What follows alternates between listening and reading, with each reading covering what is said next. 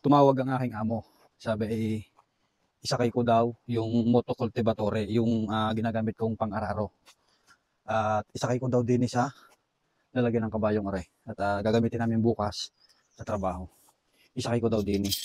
Ang problema, mga lodi, ayun ay kuwan, pagka pinapaandar, matagal na hindi napapaandar, ay lalo't malamig, mahirap andarin.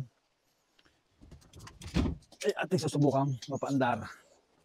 Yan, dito natin isasakay yung ating motocultivatore. Kukunin natin sa loob ng sera.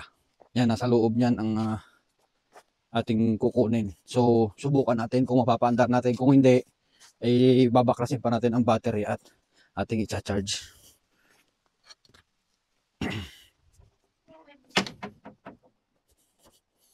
Ba, nalaki naman ng kaunti ang aking insalata. Iceberg. Yun ang motocultivatore. Ito ay pagka matagal na hindi napapaandar at nalamigan na, mahirap andarin.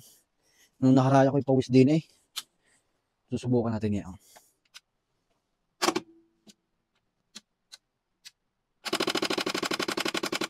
Ito. Hindi nga andar. Patay nga. Hindi nga andar ang hayop. Subukan natin, subukan. Sabi, pag hindi kaya ng utak, gagamitan ng lakas.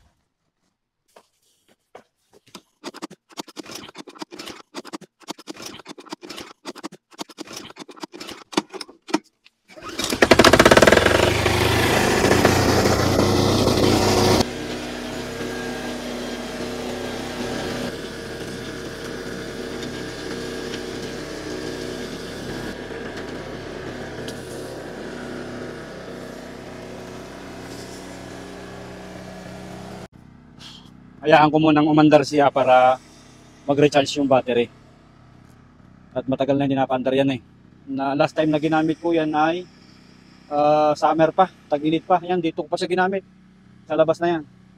Diyan ko pa siya ginamit noon, sa labas na yan. So, medyo matagal-tagal, mga 6 months na siguro.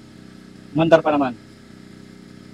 Pag-recharge lang natin yung battery, saka natin ikakarga doon sa ang tawag niya dito sa amo ko ay sa trailer daw.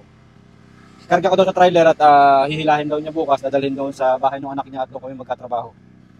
So ayun lang mga lodi. Thank you for watching.